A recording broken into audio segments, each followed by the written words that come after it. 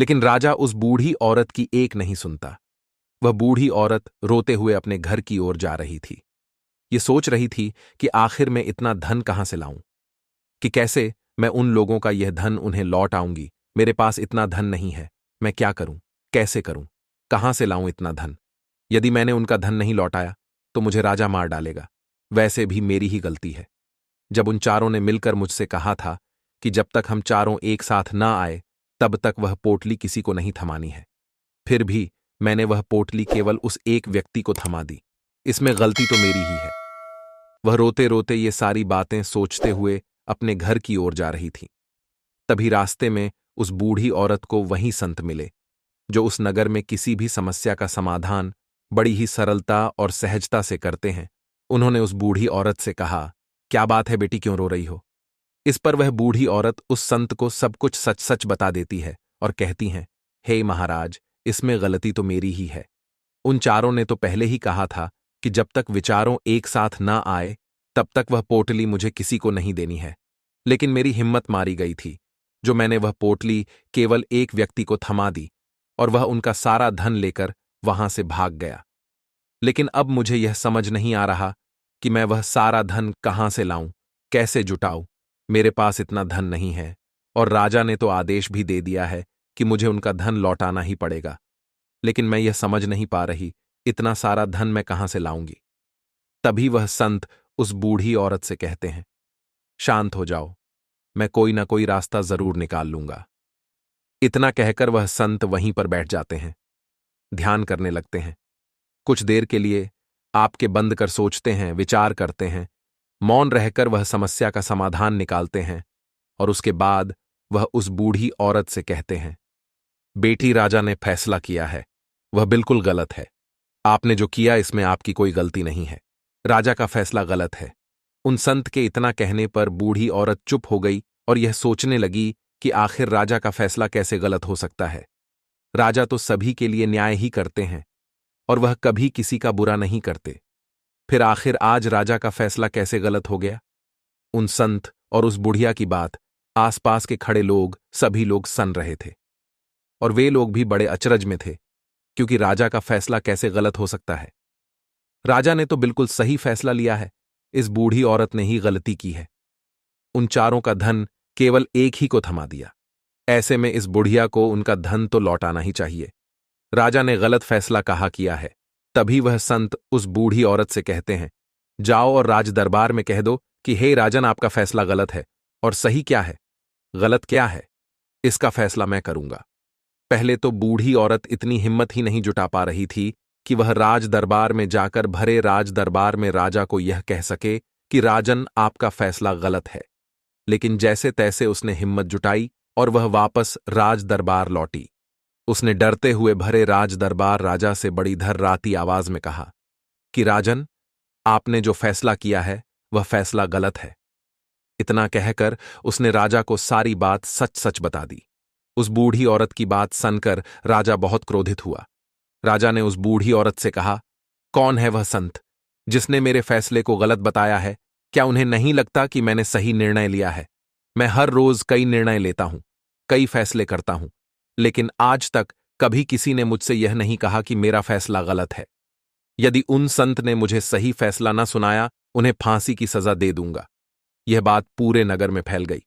सब लोग यह जानने के लिए हैरान थे कि आखिर वह साधु ऐसा कौन सा फैसला सुनाने वाले हैं जो राजा से भी उचित होगा, जिसमें सबके लिए न्याय होगा। राजा ने अपने सैनिकों को तुरंत ही आदेश दिया कि जाओ और संत को राज दरबार में लाओ। राजा की आज्ञा के अनुसार वे सैनिक तुरंत ही उन संत को लेने के लिए निकल पड़े। वे लोग कुछ ही देर बाद उन संत को लेकर राज दरबार पहुंचे। राज दरबार में सभी लोग उपस्थित थे और सभी लोग उन संत के फैसले का इंतजार कर रहे थे। उन संत को देखकर राजा कहता है, महाराज, आपको ऐसा क्यों लगता है कि हमने जो फैसला किया है वह गलत है? इस बुढ़िया ने यह वादा किया था कि वह चारों लोगों को एक साथ ही वह पोटली जमा आएगी। फिर आखिर उसने अपना वादा क्यों तोड़ा? इसने यह गलती क्यों की कि इसने केवल एक ही को पोटली थमा दी और वह उनका सारा धन लेकर यहां से भाग गया? तो क्या इसमें इसकी गलती नहीं है? क्या इससे इनका धन नहीं लौट आना चाहिए? इस पर वह साधु बड़ी विनम्रता से राजा से कहते हैं, हे राजन, यह आपका फैसला था, लेकिन मैं आपसे कुछ कहना चाहता हूं। इस पर राजा कहता है, ठीक है, कहिए, आप क्या कहना चाहते। इस पर वह साधु बड़ी विनम्रता से राजा से कहता है, हे राजन, जैसा कि वादा किया गया था कि पोटली एक साथ उन चारों को ही दी जाएगी, तो अभी तो यह केवल 3 है, चौथा कहाँ है। तो इनसे कहिए कि यह लोग यहां से वापस जाएं और अपने उस चौथे मित्र को यहां लेकर आए, तभी इनका धन वापस किया जाएगा। और वादा भी ऐसा ही किया गया था कि जब तक चारों लोग एक साथ न हो, तब तक उनका धन उन्हें नहीं लौटाया जाएगा। और यदि यह बूढ़ी औरत इन तीनों को धन लौटा देती है, तो यह बूढ़ी औरत अपना वादा तोड़ देगी, और यह सही नहीं है। इसलिए यदि आप चाहते हैं कि इनका धन लौटाया जाए, तो पहले इनसे कहिए कि ये लोग जाएं और अपने उस चौथे मित्र को यहां पर वापस ले आए। उस राज दरबार में हर कोई इस बात को सुनकर बहुत खुश हुआ।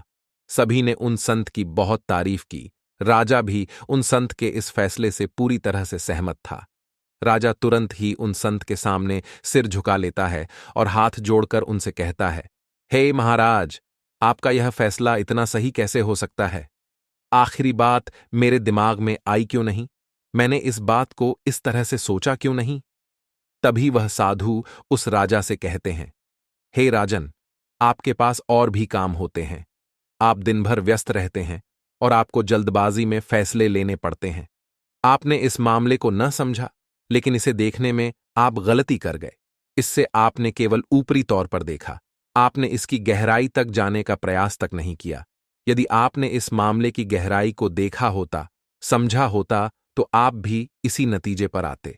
जब तक हम किसी मामले की गहराई तक नहीं जाते, तब तक हम उसका सही समाधान नहीं निकाल सकते। लेकिन हम में से अधिकांश लोग तो अपने फैसले केवल जल्द में लेना चाहते हैं, भले ही वह मामला कितना भी गंभीर क्यों ना हो। हमें तो बस अपना हक चाहिए, हमारा नाम होना चाहिए, भले ही फैसला हमारे लिए आगे चलकर हमारे लिए नुकसानदायक क्यों ना हो। लेकिन हम तो उस मामले की गहराई तक जाने के लिए सोचते तक नहीं। तभी वह राजा उन संत से कहता है, हे महाराज, क्या आपके पास कोई दिव्य शक्तियां हैं? क्या आपके पास ऐसी कोई चमत्कारिक शक्ति है जिसे आप सवाल करते हैं और बदले में वह आपको जवाब देती है, जिस कारण आप सटीक और सही समाधान बता पाते हैं? राजा की यह बात सुनकर वसंत मुस्कुराने लगे और राजा से कहते हैं, हिरण्या, यह सवाल मुझसे कई लोगों ने पूछा है और मैंने कभी किसी का जवाब नहीं दिया, लेकिन आप इस राज्य के राजा हैं, इसलिए मैं आपके इस प्रश्न का उत्तर देता हूं। आप में से कई लोगों को यहां ऐसा लगता है कि मेरे पास कोई ऐसी शक्तियां हैं जिससे मैं बात कर सकता हूं, जिससे मैं कोई भी समस्या का समाधान पा सकता हूं। लेकिन मैं आप लोगों को एक बात सच सच बता देता हूं, मेरे पास ऐसी कोई शक्तियां नहीं है। मैं तो केवल हर मामले की गहराई तक सोचता हूं, उस बात पर विचार करता हूं, और जब मैं विचार करता हूं तो मेरे सामने कई सारे समाधान आते हैं, और जो समाधान मेरे सामने आते हैं मैं उन पर भी विचार करता हूं, उनके बारे में भी गहराई तक जाता हूं। और जब मुझे लगता है कि इस समस्या का समाधान यही होना चाहिए, तभी मैं समाधान उस व्यक्ति को देता हूं ताकि वह अपनी समस्या का समाधान कर सके। अब आप ही सोचिए, आप जल्दबाजी में यह फैसला लेकर इस बुढ़िया का जीवन पूरी तरह से बर्बाद कर देते। हमारा पूरा जीवन केवल एक फैसले पर निर्भर करता है। यदि वह फैसला सही हुआ तो हमारा जीवन अच्छा बन जाएगा, और यदि वह फैसला गलत निकला तो हमारा जीवन नरक से भी बदतर हो सकता है। इसलिए यदि आप सही और सटीक फैसला लेना चाहते हैं तो आपको मौन रहना सीखना पड़ेगा। मौन रहकर उस पर विचार करना सीखना होगा, क्योंकि हमारे फैसले ही हमारा भविष्य तय करते हैं, हमारी जिंदगी का अगला पड़ाव तय करते हैं। फिर चाहे वह फैसले छोटे हों या बड़े, वे ही हमारी जिंदगी को निर्धारित करते हैं। इसलिए सबसे पहले हमें सही फैसले लेने के लिए मौन रहना सीखना आवश्यक है, उन पर विचार करना आवश्यक है। और जब आप ऐसा करते हैं तो आपके सामने एक ही समझ के कई सारे समाधान निकल कर आते हैं, और जब आप उन पर गौर करेंगे तो आपको यह समझ में आएगा कि उन फैसलों का समाधान कैसा होना चाहिए, कि समाधान से आपको क्या फायदा होगा और क्या नुकसान होगा, या उस समाधान पर सोच और विचार करने पर ही आप उसे समझ सकते हैं। और तभी आप यह निर्णय भी ले सकते हैं कि क्या यह समाधान उचित रहेगा या नहीं। और यह सब संभव हो सकता है यदि हम कम बोलना शुरू करें, अब पूरी तरह से मौन हो जाए। इसका अर्थ यह है कि आप भीतर से शांत हो जाएं, और जब आप भीतर से शांत होने लगते हैं तो आपका मन स्पष्ट होने लगता है, साफ होने लगता है, और आप किसी भी चीज पर सोच विचार कर सकते हैं। और जब आप भीतर से शांत होने लगते हैं तो आप ऊपर से भी कम बोलते हैं, और जब आप धीरे धीरे कम बोलने के आदी हो जाते हैं तो आप साफ और स्पष्ट तौर पर सोच और समझ पाते हैं। आपके विचारों में शुद्धता आ जाती है, जिससे आपको यह साफ और स्पष्ट देखने को मिल जाता है यह कौन सा फैसला सही होगा और कौन सा फैसला गलत होगा, आपको उस परिस्थिति में क्या करना चाहिए और क्या नहीं करना चाहिए। लेकिन हम में से अधिकांश लोग अपने आप को सही साबित करने के लिए, अपने आप को ऊंचा साबित करने के लिए अत्यधिक बोलते हैं, और इतना बोलते हैं हर कोई उनकी बातों को गंभीरता से नहीं लेता। उन्हें ऐसा लगता है कि मानो ज्यादा बोलना ही हमारे लिए हमारा शस्त्र है, लेकिन वह यह भूल जाते हैं कि वह अत्यधिक बोलकर मूर्ख बन रहे हैं। लोग हमारा मजाक बनाते हैं, हमें मूर्ख समझते हैं, हमसे दूर रहने लगते हैं, क्योंकि उन्हें हमारी बकबक अच्छी नहीं लगती। लेकिन जब आप भीतर से शांत होने का प्रयास करते हैं और धीरे धीरे भीतर से शांत होने लगते हैं तो आप खुद ब खुद ऊपरी तौर पर कम बोलना शुरू कर देते हैं। इससे आपके मन में, आपके मस्तिष्क में एक साफ और स्पष्ट विचार उत्पन्न होते हैं, और आप अपने आप को साफ स्पष्ट तौर पर समझ पाते हैं, देख पाते हैं आपको कब, क्या, क्यों और कितना बोलना चाहिए, और आपको कब, कैसे, क्यों, किस तरह से कौन सा फैसला लेना सही है या नहीं, यह भी आप अच्छी तरह से समझ और जान पाते हैं।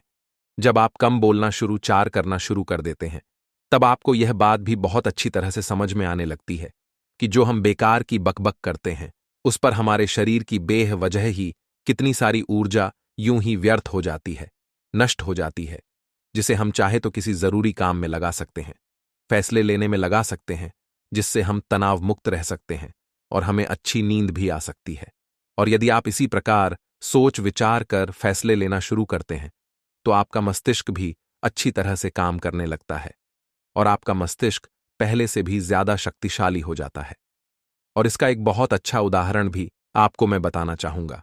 जब आप स्कूल में पढ़ते थे या फिर आज भी आप पढ़ रहे हो तो आपने देखा होगा कि जो बच्चे होनहार होते हैं, होशियार होते हैं, वे लोग बहुत कम बातें करते हैं और अपना समय सही चीजों में लगाते हैं। वह अधिकांशत अपना समय मौन होकर ही बिताते हैं। इसी वजह से वह पढ़ाई करने में बहुत तेज होते हैं। वह जो कुछ भी पढ़ना चाहते हैं वह उसे याद कर ले जाते हैं। लेकिन वहीं पर दूसरी तरफ जो लोग बहुत अधिक बोलते हैं, यदि आप उन्हें पूरे 24 घंटे भी दे दें तो भी वह उस तरह से उन चीजों को याद नहीं रख सकते जिस तरह से वह मौन रखने वाले बच्चे उन बातों को याद कर लेते हैं। और महान चाणक्य ने भी यही कहा है कि जो व्यक्ति यह समझ जाता है कि उसे कब, कहां और कितना बोलना चाहिए, उस व्यक्ति को सफल होने से कोई नहीं रोक सकता। और आप इतिहास उठाकर देख सकते हैं, आज तक जो भी लोग महान हैं, जो लोग भी शख्स सक्सेसफुल बने हैं, उन लोगों की आदत बहुत कम बोलने की है। उनका पूरा ध्यान केवल अपने लक्ष्य पर होता है और अपना पूरा समय वह अपने लक्ष्य को पाने में ही लगा देते हैं। इसीलिए आपको भी यह आदत अपने जीवन में उतारनी चाहिए। और कम बोलने का अर्थ यह नहीं कि आप ऊपर से कम बोलें, बल्कि आप भीतर से कम बोलें, भीतर से शांत रहिए। यदि आप रोज इसका अभ्यास करते हैं तो केवल कुछ दिनों में ही इससे होने वाले लाभ आपको आपके सामने नजर आने लगेंगे। दोस्तों, आपने आज के इस स्टोरी से क्या सीखा, वह मुझे आप कमेंट में बता सकते हैं। इसी के साथ हमें उम्मीद है कि आपको आज की स्टोरी पसंद आई होगी। तो इस स्टोरी को उस इंसान को शेयर करें जिससे यह कहानी सुनने की जरूरत है, और उसी के ठीक बाद हमारी इंस्पायर्ड कॉर्नर चैनल को सब्सक्राइब करें और चैनल में जाके वीडियो भी देख सकते हो। तो चलिए फिर मिलते हैं ऐसी एक और नई स्टोरी में एक नए मैसेज के साथ। तब तक के लिए अपना ख्याल रखें। धन्यवाद और नमो बुद्धिए।